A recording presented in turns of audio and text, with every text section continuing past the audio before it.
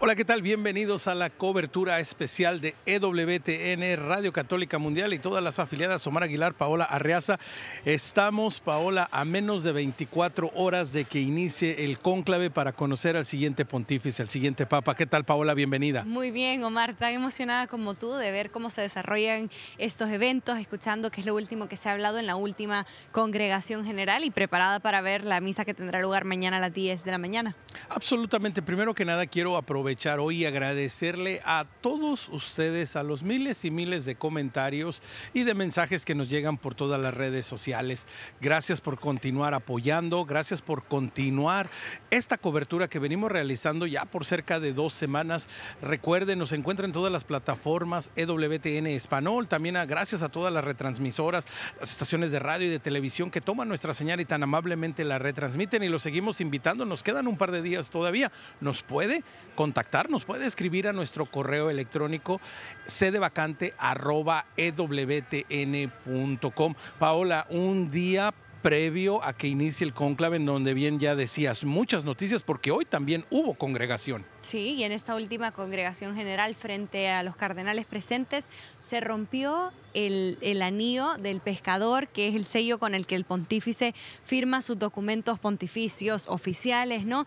Muy importante, pues así prensa también subrayaba, nuestros medios subrayaban que es extraordinario que esto haya sucedido tan tarde, ¿no? Que suceda ahora y no haya sucedido en el momento que se selló el apartamento pontificio, que es en el momento que se declara al Papa muerto, cuando se dice Papa Mortus Est, que sucedió el 21 a las 8 de la noche. En ese momento se tendría que haber roto, pero el portavoz de la sala de prensa, Matteo Bruni, dijo que no tenía ninguna mayor relevancia y que no había ningún gesto detrás, ¿no? Que era el momento que habían escogido para romperlo antes del conclave. Exactamente, uno de esos detalles hermosos que conllevan el fallecimiento del Papa, ¿verdad? Por ejemplo, el sellar el apartamento papal, el anillo del pescador y todos esos detalles. Nada más recordando brevemente una parte de todo eso que a mí siempre me parece muy emotivo y muy significativo, es esa pregunta 3 veces por su nombre bautismal, que el Papa tiene que, ¿verdad? El camarlengo le hace la pregunta 3 veces, lo llama por su nombre, y si no responde, pues dicen Papa Mortus Est. Es maravilloso todo esto. Pero bueno, también dentro de estas congregaciones hoy hubo de manera específica un mensaje muy particular que los cardenales compartieron entre ellos y que también quieren que el mundo entero sepa.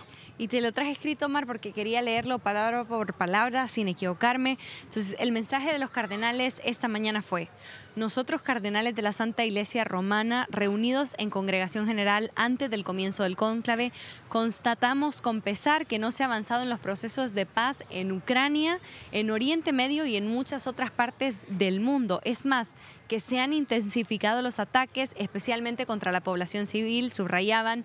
Hacemos un sincero llamamiento a todas las partes implicadas para que alcancen un alto al fuego permanente lo antes posible y negocien sin condiciones previas ni más demora la paz largamente deseada por los pueblos implicados y por el mundo entero. Y también invitaron a los fieles a rezar intensamente porque esta paz sea justa y duradera. Exactamente, y hablando de rezar, hemos esperado hasta este momento para invitarlos, como lo hemos venido haciendo a lo largo de todos los días. Llegamos hoy a la novena de esta oración que estamos haciendo y realizando junto con ustedes y que ya puede encontrar en todas nuestras plataformas, en todas nuestras redes sociales, pidiendo al Espíritu Santo, pidiéndole a Dios Padre que ilumine y que guíe a nuestros cardenales que mañana se reúnen en el cónclave. Así es que nos unimos en oración en el nombre del Padre, del Hijo y del Espíritu Santo. Jesús, camino, verdad y vida, junto con María, Madre de la Iglesia, te imploramos, envía tu Espíritu Santo sobre los pastores reunidos junto a la tumba del apóstol Pedro. Manifiesta a ellos tu voluntad para que elijan con sabiduría y esperanza a quien tú quieres por obispo de Roma y pastor común de tu Iglesia. Concédenos a todos una mirada de fe para reconocer en él a tu representante, seguirlo y colaborar con él en la misión evangelizadora de todos los pueblos de la tierra. Amén. Paola, hemos tenido 9 días y hoy llegamos a la novena de esta oración, en donde de manera particular uniéndonos a lo que hoy los cardenales de manera particular compartieron, hablaron y dialogaron la paz del mundo, una paz del mundo en la que no podemos dejar de lado que la figura del Papa, la figura de Pedro, juega un papel importante en todo esto que está sucediendo. Totalmente, el sucesor de Pedro cumple este papel para la paz, que es parte de la misión y parte del Evangelio. Vamos a ver imágenes de la Capilla Sixtina, donde va a suceder esta votación tan importante, este momento tan decisivo en el que se va a elegir al sucesor de San Pedro número 267. Estamos viendo ahora el cuarto de lágrimas, es el lugar donde cuando ha sido electo, ¿no?, el nuevo pontífice tiene que ponerse la vestimenta de papa. Vemos las vestimentas en distintas tallas, claro, porque no se sabe quién será, ¿no?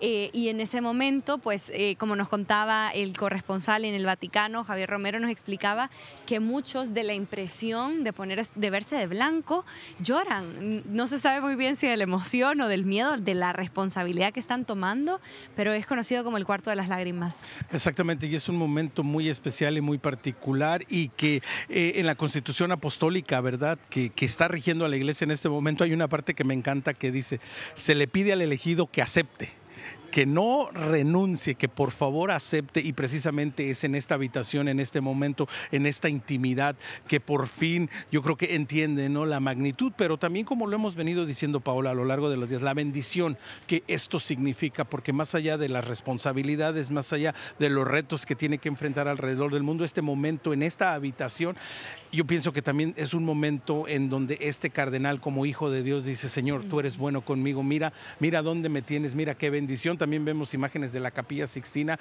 con los nombres ya de los cardenales que han sido asignados en un sorteo, en donde van a estar sentados y cómo van a estar participando. Y de nuevo, todo esto será, estas son las últimas imágenes que vamos a ver en un buen tiempo de la Capilla Sixtina, porque claro, a partir de hoy ya está completamente cerrada y estará fuera de los reflectores, fuera del mundo entero por los próximos días, bueno, hasta que tengamos nuevo pontífice. Claro, y recuérdate que pues hacen este juramento, ayer hicieron este juramento de silencio, de secreto, en el que deben abstenerse de dispositivos también, bajo pena de excomunión late sentencia inmediata, ¿no? Excomunión inmediata.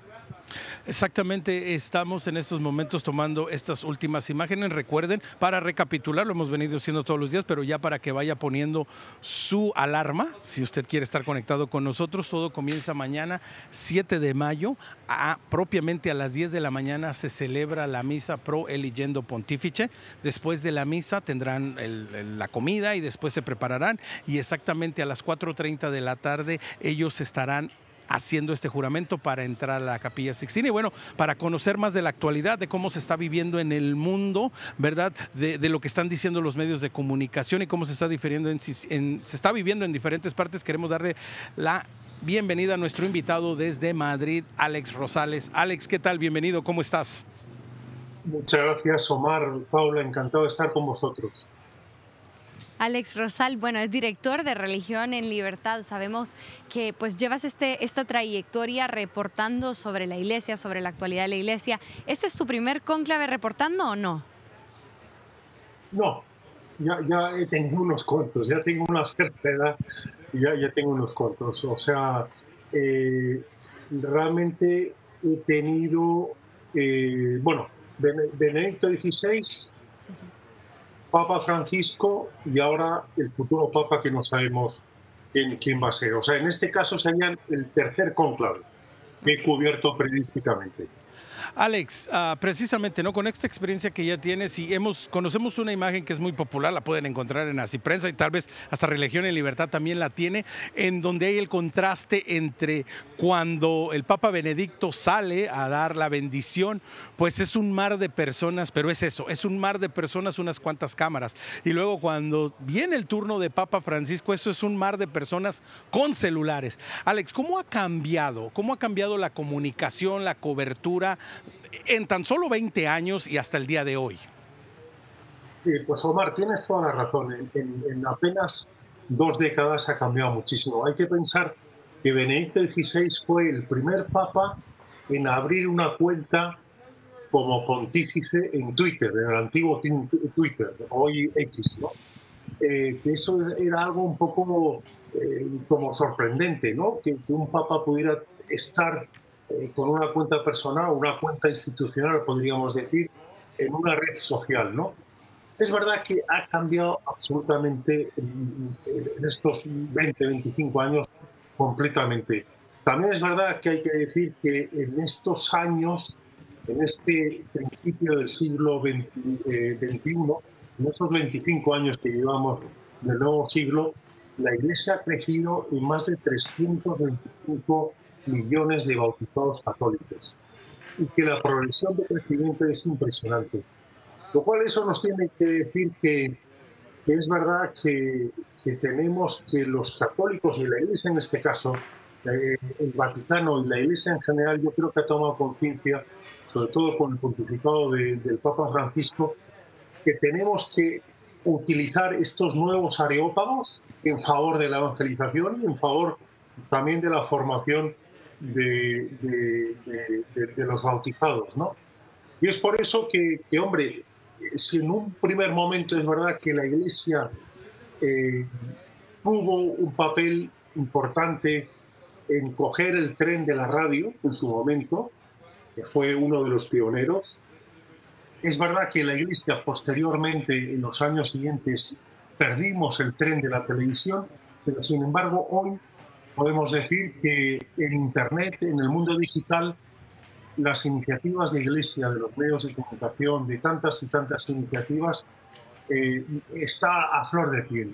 Que el mundo católico está muy presente en la red y cualquiera que ahora quiera enterarse un poco más de lo que está pasando en la Iglesia, de qué es el catolicismo, puede perfectamente consultar a Internet, a los tantos y tantos areópagos o altavoces digitales que hay, que a diferencia de hace 20 años, es verdad que tan solo había unos medios de comunicación demasiado generalistas y no era posible a lo mejor tomar el pulso de lo que significaba ser católico. Hoy en día hay que decir, y bueno, y en este caso el grupo fundado por Madre Angélica, la televisión EWTN, el grupo Aciprensa y demás, es un ejemplo de cómo los católicos hemos podido afrontar el reto y hoy en día esos 1.400 millones de bautizados católicos y otros muchos cientos de personas que quieran conocer un poco más qué está pasando ahora mismo en Roma, por qué se está eligiendo un papa y qué es el ser católico, el ser cristiano, lo pueden perfectamente conocer a través de las redes sociales, pero sobre todo del mundo digital. Alex, en este momento los cardenales se plantean la pregunta de qué es lo que necesitará la Iglesia en los próximos años, qué retos tendrá la Iglesia. En tu experiencia con estos años de reportaje, ¿cuál piensas que es alguno de los principales retos para la Iglesia en los próximos años? Bueno, el primero es justamente que el crecimiento de la Iglesia Católica es impresionante. Todos los años crece lo que vendría a ser la población de Chile, 15 millones de habitantes, o de Holanda. Pero, sin embargo, la respuesta pastoral que ahora mismo tiene la Iglesia se circunscribe únicamente al número de sacerdotes o de religiosas o de consagrados. Hay que pensar que ahora mismo, si tenemos 1.400 millones de católicos bautizados, tan solo tenemos 407.000 sacerdotes y apenas 600.000 religiosas. Con tan solo 1 millón de consagrados es imposible el poder dar respuesta a las inquietudes espirituales de tantos católicos. Por eso que yo creo, lo que yo intuyo, lo que el Espíritu Santo nos está diciendo, es que el siglo XXI tiene que ser un siglo de una iglesia en donde los laicos, los seglares, den un paso atrás, un paso adelante y se den cuenta de la vocación, una vocación sacerdotal, pero una vocación que está bien enmarcada en el Evangelio, en donde Jesús dice y predicar el Evangelio. Eso no lo dice solo a los consagrados o a los religiosos, nos lo dice a todos. Yo creo que uno de los retos principales es ver cómo ese gap que tenemos ahora mismo, esa gran diferencia entre el batallón de gente dedicada exclusivamente y liberada a evangelizar tiene que crecer exponencialmente con la incorporación y tomando conciencia los seglares, los laicos, de que también estamos llamados a colaborar en la Iglesia a evangelizar.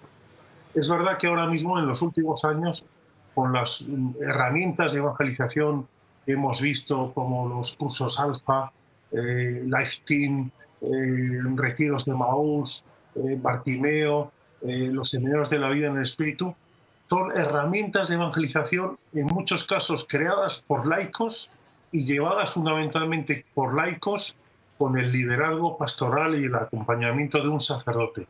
Pero la fuerza cuantitativa en muchos casos es prácticamente de los laicos, ¿no? Entonces, en ese sentido, es un motivo también de esperanza de darnos cuenta de que podemos responder a ese reto de la evangelización, podemos responder a cómo evangelizar a tantos bautizados que a lo mejor ahora mismo no están evangelizados, y que por lo tanto uno de los retos, para mí el más importante, es justamente despertar al elefante dormido dentro de la Iglesia, que es el seglar, que es el laico, que no se da cuenta que también está llamado a colaborar en esa evangelización.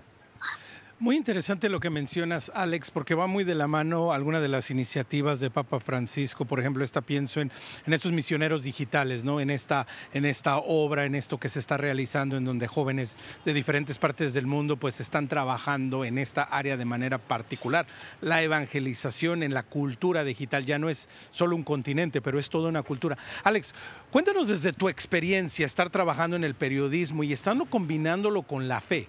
Porque hay muchas personas que tienen muy buena voluntad y que de pronto, ahora más que nunca, con la facilidad de pronto crear contenido, publicar un video, poner un post, hacer un meme, es decir, todas estas cosas. ¿Cuáles son los retos y cómo se balancea este deseo y esta facilidad de involucrarse, pero que esté compaginado con la verdad, y la verdad de manera particular del Evangelio? Sí.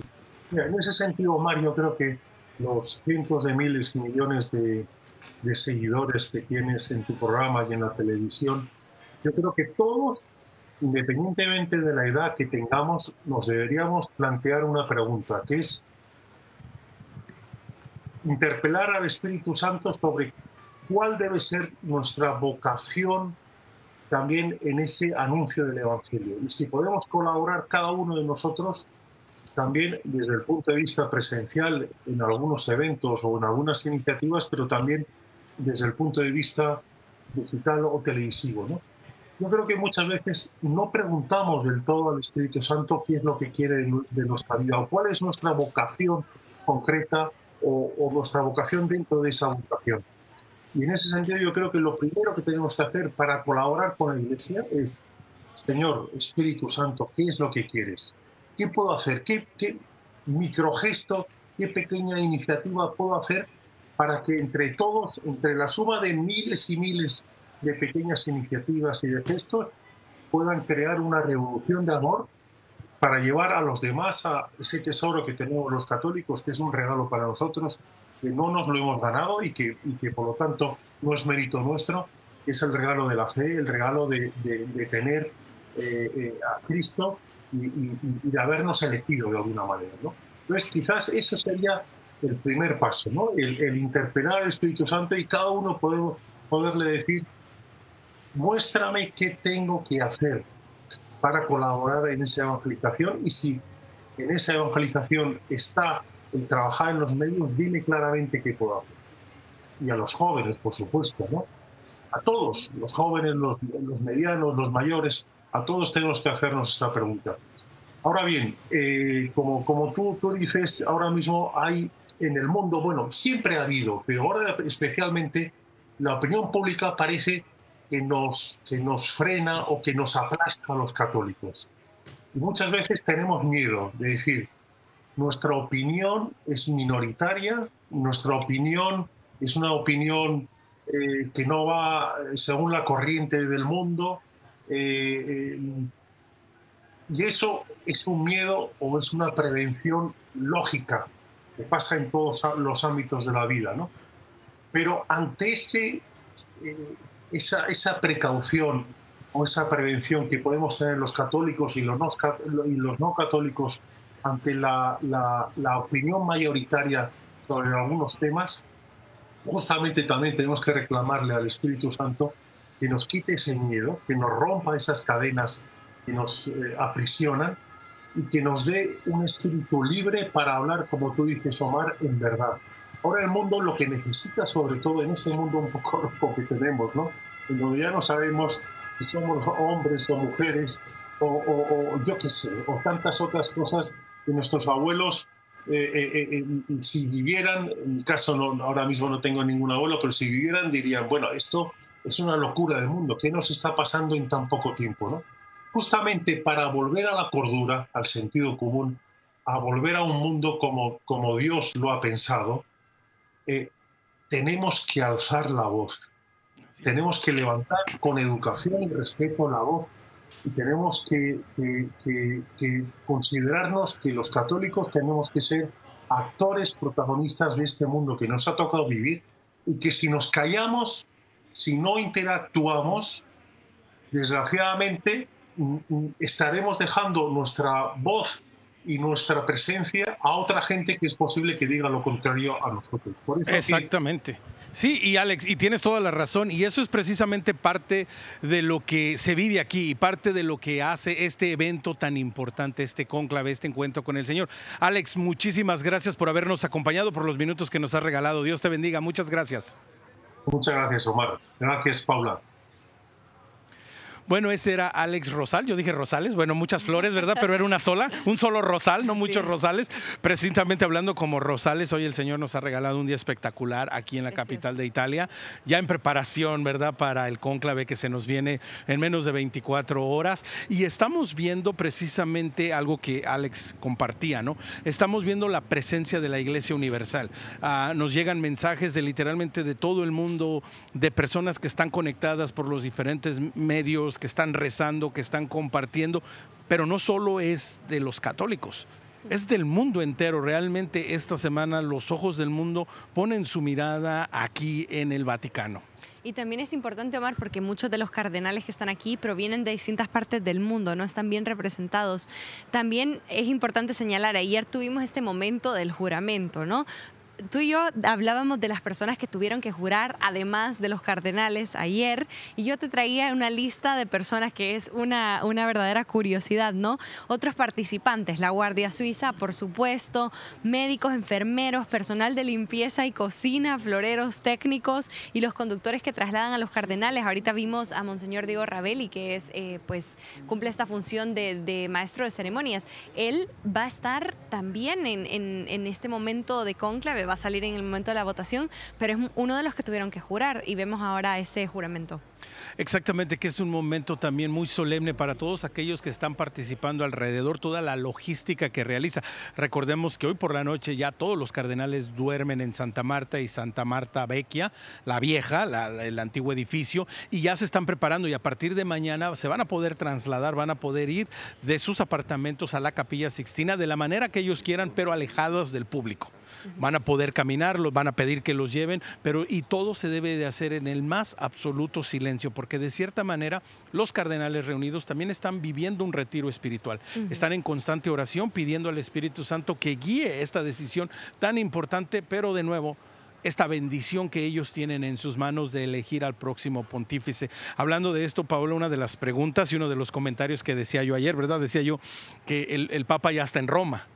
Y alguien en los comentarios, me encanta porque hay una buena interacción, ¿verdad? Sí, una relación, claro. No sé si fue en un correo electrónico en cdevacante@ewtn.com. Un email que recibimos, ¿verdad? Alguien nos decía, bueno, dígale Omar que corríjanle, ¿verdad? Que es posible que el Papa no esté en Roma. Ciertamente es posible que un hombre mayor de 35 años católico sea elegido el Papa. ¿Qué tanta posibilidad de eso? Absolutamente no nula, pero ínfima.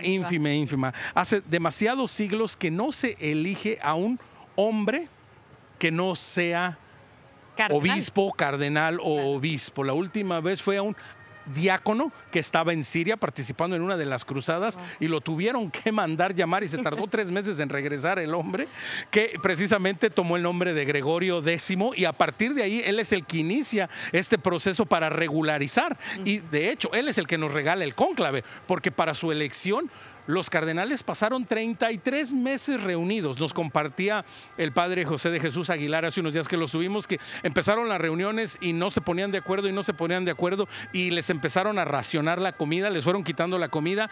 Al final no se ponían de acuerdo, los dejaron a pan y agua y no se ponían de acuerdo. Tuvieron que quitar el techo de la capilla para que por fin se pusieran de acuerdo y después de 33 días, por compromiso entre todos los cardenales reunidos, decidieron que 6 de ellos decidieran quién fuera el Papa. Ya la Iglesia no utiliza ese por compromiso. Ahora todos los cardenales tienen que elegir y votación. Algunas de las cosas de la historia maravillosa de la Iglesia y de este momento histórico que estamos viviendo. Así es, y bueno, también hablábamos ayer de los cardenales más jóvenes. Mencionábamos a Francis Leo, que es un cardenal de Canadá. Entonces, esta es la zona del mundo que nos falta ver, Omar, ¿no es así? Así es, y bueno, con esto vamos a ver el video, el último video de la serie de los cardenales de todo el mundo. Hoy concluimos con Canadá. El primer cardenal canadiense de la historia de la Iglesia fue creado en 1886 por el Papa León XIII. El arzobispo de Quebec, el cardenal Taschereau, se convirtió en el primer representante del colegio cardenalicio en el país después de la Confederación Canadiense. Desde entonces, no menos de 25 hombres han servido a la Iglesia representando al país. Actualmente hay 5 cardenales y 4 de ellos son electores. El cardenal Thomas Christopher Collins, de 78 años y natural de Ontario, es el único elector de Canadá nombrado por el Papa Benedicto. También es ampliamente conocido por su defensa de la vida y por mantener la enseñanza católica. Este será su segundo cónclave. Miembro del Instituto Secular Pío X, el cardenal Lacroix tiene 67 años y es el actual arzobispo de Quebec. Se le conoce sobre todo por ser uno de los principales anfitriones de la visita del Papa Francisco a Canadá en julio de 2022 durante los actos celebrados en Quebec. En enero de 2024, el cardenal Lacroix fue citado en una demanda colectiva en la que se le acusaba de haber agredido sexualmente a una joven de 17 años antes de su ordenación sacerdotal. Aunque la investigación canónica imparcial absolvió al cardenal Lacroix de haber cometido estos delitos y permitió su regreso al ministerio, la demanda civil sigue activa. El cardenal Francis Leo es el más joven de los electores canadienses. Con 53 años, fue elevado al colegio cardenalicio en diciembre de 2024 y nombrado actual arzobispo de Toronto en 2023. Nació en Montreal, Quebec, pero de ascendencia italiana. Formó parte del cuerpo diplomático del Vaticano, es dominico de la Tercera Orden y cofundó la Sociedad Marióloga Canadiense. El cardenal Michael Cherney, jesuita de 78 años, nació en Checoslovaquia, pero emigró con su familia a Montreal, Canadá. En 1948, huyendo de la persecución comunista. Como prefecto del Dicasterio para la Promoción del Desarrollo Humano Integral y fundador de la Red Jesuita Africana contra el SIDA, es conocido por su defensa de los migrantes, los refugiados y la justicia medioambiental. Está estrechamente alineado con la misión social del Papa Francisco. Aunque no es elegible para participar en el cónclave, el cardenal franco-canadiense Marc Ouellet fue elevado por Juan Pablo II y cumplió 80 años en 2024. Como exprefecto de la Congregación para los Obispos de 2010 a 2023, ocupó uno de los puestos más influyentes de la curia romana. Se le consideró aspirante al papado en el cónclave de 2013. Casi el 30% de la población canadiense es católica. Las provincias orientales cuentan con una población mayoritariamente católica y algunas de las provincias occidentales como Alberta, British Columbia y Manitoba llegan a los 3,5 millones de católicos. Esta era la lista de cardenales canadienses y bueno, yo ya quería cerrar a los cardenales, iba a excluir a los italianos, así es que mañana decía Paula mientras escuchábamos, es un bonus, no es un bonus, son participantes, así es que mañana vamos a conocer ahora sí el último paquete de cardenales, que son los cardenales italianos. Los cardenales italianos y donde figuran muchos de los nombres que hemos estado escuchando como candidatos, ¿no? Como posibles candidatos con una fuerte trayectoria. Figura pues el secretario de Estado, el cardenal Pietro Pietro Parolin, pues que tiene también esta gran habilidad diplomática, la mano derecha del Papa Francisco durante su papado. También está el cardenal Matteo Zuppi, de 69 años, presidente de la Conferencia Episcopal Italiana, que además participó en los diálogos de paz de Mozambique, y además, Omar, fue al que el Papa Francisco le encargó la misión de paz en Ucrania, es decir, el retorno de los niños que habían sido secuestrados durante la invasión, ¿no? Y así tenemos bastantes nombres. Tenemos al cardenal Pizzaballa, patriarca de la Iglesia de Jerusalén, y que tanto ha hecho en este conflicto. Muy importante, él no tomando ningún lado, y él lo ha dicho en algunas entrevistas con EWTN Noticias que ha tenido, ¿verdad?, en donde él ha hablado que lo más importante es realmente buscar un acuerdo de paz que beneficie a las personas, a los residentes, a los ciudadanos que viven ahí, que están ahí. Es decir, la lista de los candidatos italianos es muy interesante, pero también hay algunos otros nombres, también hay algunas otras maneras de verlo, y definitivo, ¿no? Pues en este momento es un momento en el que volvemos a retomar esta iniciativa de la oración y de invitar, porque a partir de mañana de nuevo comienza el cónclave, un cónclave que se realiza voto por escrutinio, es decir, los cardenales tienen que venir y ejercer su voto. Inclusive, al parecer, va a haber uno de los cardenales que creo que está un poco delicado de salud. Él se va a quedar en su apartamento en Santa Marta, pero hay todo un protocolo en donde le llevarán una caja sellada, en donde él emitirá su voto, regresará a la caja y será abierta delante de todos los cardenales, y su voto también contará. Es decir, acá todo está sumamente planeado, sumamente organizado por la magnitud y la importancia de lo que estamos viviendo. Es súper interesante, Omar, el papel de los infermieri, ¿no? Que muestran primero al colegio cardenalicio que está vacía la caja, ¿no? Y luego llevan las 3 papeletas a el que está enfermo y luego los traen. Todo está súper estructurado, como tú lo subrayas. Hemos tenido la oportunidad, Almudena Martínez, nuestra corresponsal, ha tenido la oportunidad de hablar con el cardenal de Guatemala, Álvaro Ramazzini. Vamos a ver esta entrevista, cómo se desarrolló. Bueno, Eminencia, muchísimas gracias por estar aquí con nosotros y por su tiempo. Este es su primer conclave desde que fue creado cardenal en 2019 por el Papa Francisco. ¿Cómo afronta este evento tan importante para todos los católicos del mundo? ¿Acude a esta cita con vértigo, con confianza? ¿Qué papel ha jugado también la oración durante estos días? Bueno, los efectos de la oración los veremos ahora cuando ya venga electo el nuevo Papa, pero sé que hay muchas personas que están haciendo oración por nosotros y lo agradezco, y eso funciona siempre.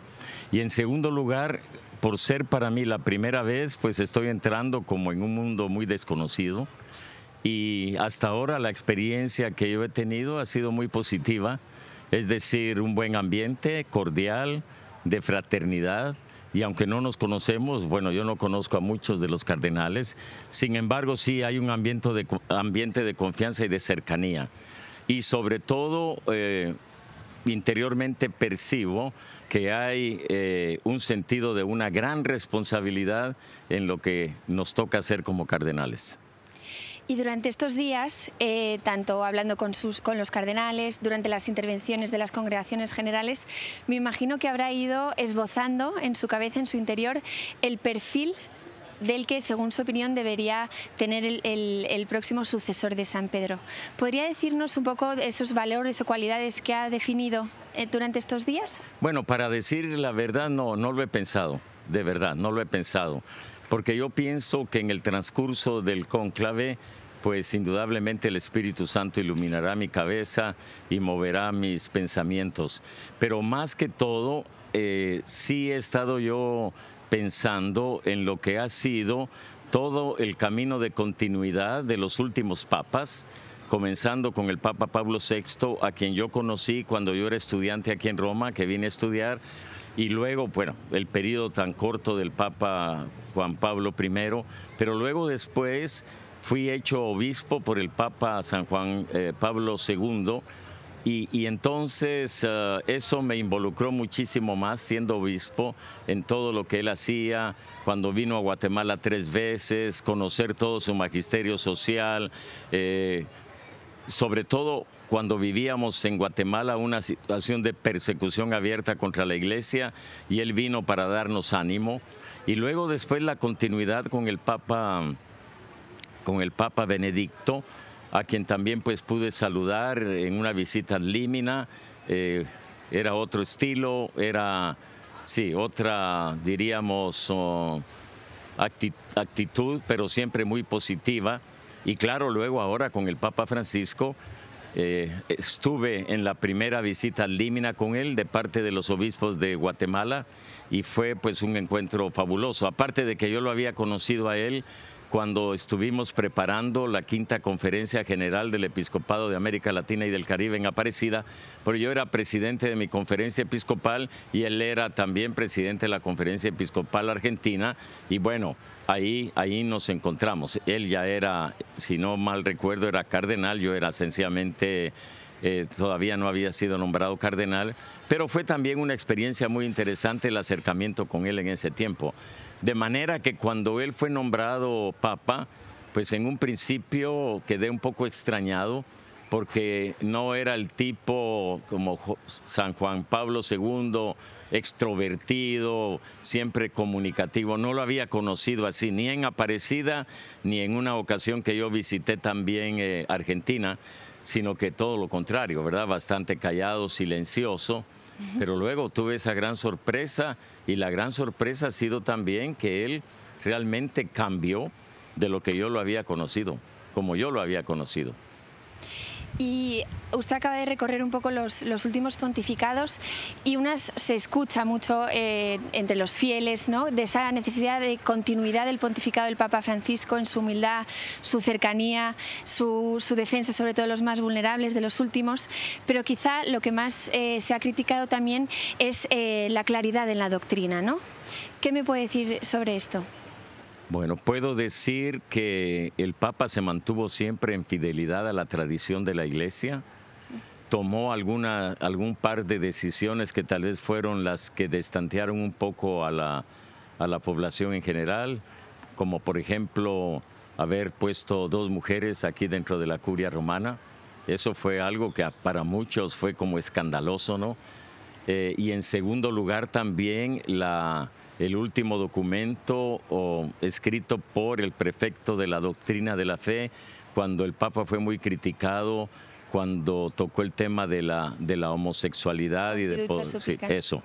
Entonces, desgraciadamente, los seres humanos estamos siempre más inclinados a lo escandaloso, entre comillas, que no a verificar la objetividad de lo que sucede. Porque cuando uno analiza qué fue realmente lo que pasó en este último caso que hablo, uno se da cuenta que no podía ser de otra manera dado el talante, el pastoral verdaderamente del Papa, sin pasar sobre lo que la tradición de la Iglesia y la enseñanza de la teología moral nos ha dado. Yo creo que quienes criticaron al Papa por esa actitud, me estoy refiriendo a ese tema de la bendición, no habían leído tampoco el documento de él cuando él habla sobre el matrimonio, sobre la familia, sobre la sexualidad, y entonces siempre hay esos riesgos de ser malentendido. Y me hablaba antes de la fraternidad entre los cardenales, aunque muchos de ustedes no se conocían.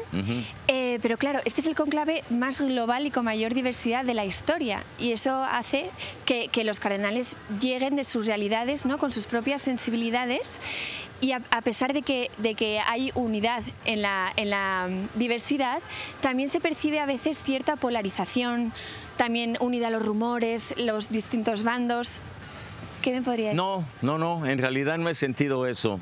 No he sentido eso. Sí he hablado con algunas personas que me han dicho que ha habido declaraciones de periodistas que han hablado muy subjetivamente, sin conocer realmente lo que está pasando. Entonces yo a eso no le doy demasiada importancia, porque lo que yo sí puedo asegurar es que el ambiente entre nosotros ha sido muy cordial, muy fraternal y sobre todo muy abierto, con mucha objetividad y sinceridad. Sí. El Papa Francisco hizo la migración en el centro de su pontificado y usted siempre ha defendido los derechos de los migrantes y la necesidad de acompañarlos, ¿no? ¿Cuál cree que son los retos de la Iglesia Católica y especialmente en América Latina, donde hay ahora tanta migración forzada? El tema fundamental seguirá siendo la pobreza, porque si no hubiera pobreza en nuestros países no habría migración.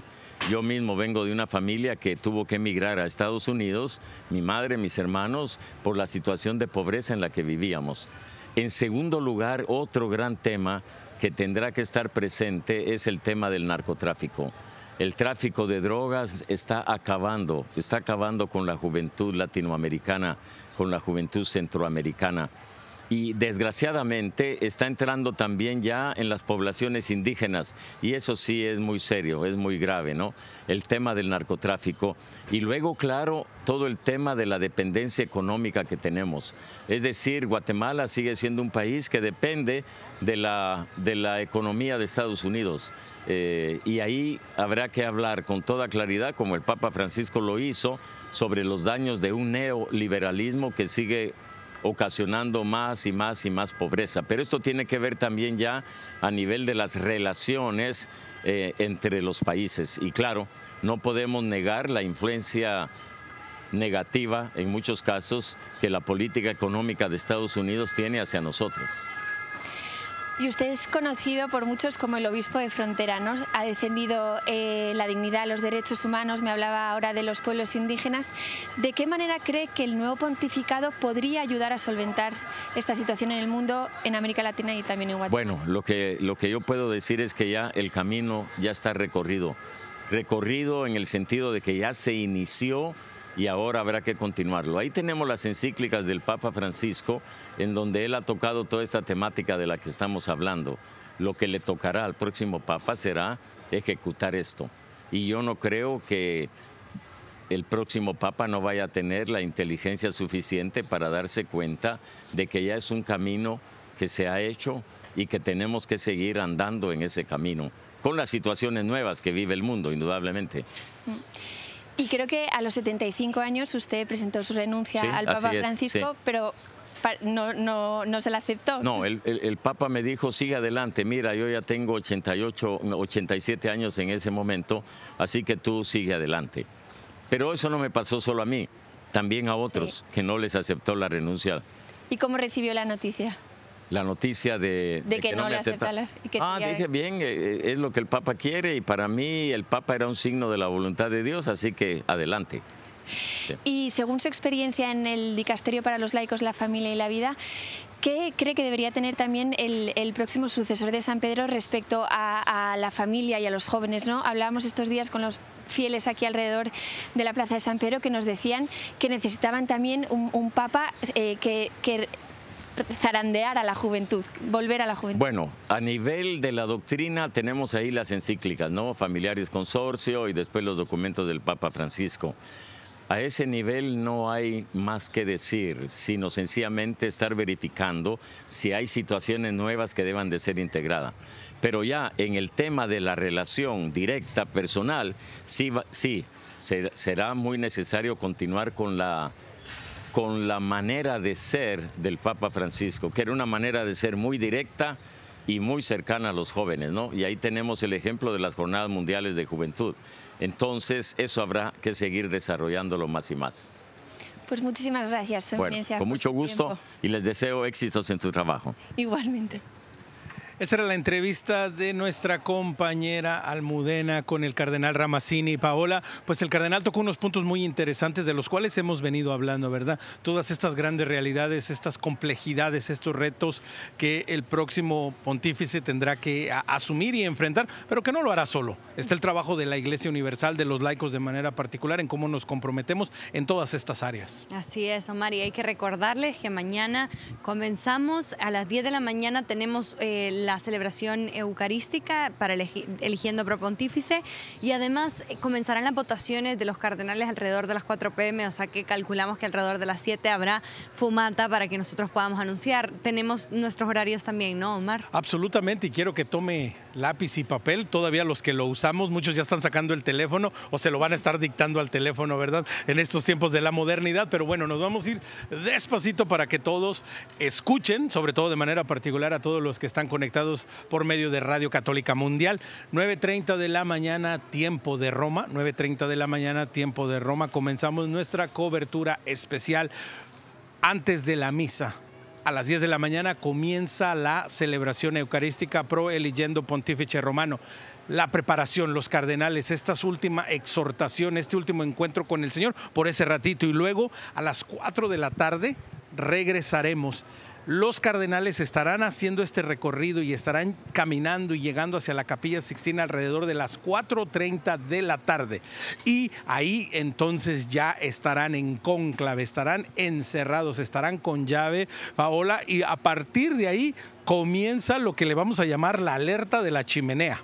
Vamos a tener la alerta de la chimenea en todas las plataformas, una cobertura completa de esta bendita chimenea en donde en un momento pues saldrá la fumata, ¿verdad? Anunciándonos la llegada del Papa. Esperamos que la fumata, si se da por la tarde, sea alrededor de las 6, 7 de la tarde, tiempo local. Así es que ajuste sus horarios, sus calendarios, quédese conectado con toda la cobertura de EWTN, de Radio Católica Mundial, de todas nuestras plataformas, porque Paola, pues a partir de mañana estamos ya en este momento en la espera del próximo pontífice. Así es, y recordemos que son 133 cardenales los que van a votar. Necesitamos una mayoría de 2/3, que significaría 89 votos, o sea, 89 cardenales que se ponen de acuerdo con un nombre, ¿no? Entonces, para que nos unamos todos en oración desde donde estemos en el mundo para este momento. Que en un momento Dios mediante lo van a hacer. Paola, muchas gracias. A ti, Omar.